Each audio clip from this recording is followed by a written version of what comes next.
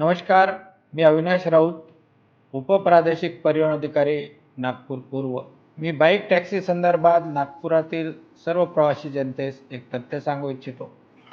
नागपूर शहरामधील ज्या bike taxi आहेत त्या सर्व बेकायदेशीर आहेत. त्यामुळे कोणीही बेकायदेशीर बाईक टॅक्सीने प्रवास करू नये. RTOने जवळपास 70 वाहनांवर कारवाई करून त्यातील वाहनाकडून दंड वसूल केलेला आहे.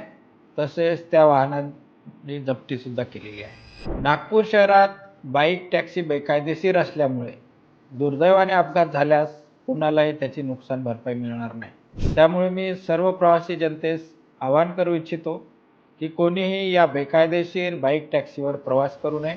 तसेच जे कोणी चालक बेकायदेशीर बाईक टॅक्सी स्वतः चालक म्हणून वापरत असतील त्यांना सुद्धा मी आवाहन करू इच्छितो की हे बेकायदेशीर बाईक टॅक्सी असल्यामुळे आपण आपल्या बाईक यामध्ये वापरू नये आणि होणारी कारवाई टाळावी. धन्यवाद.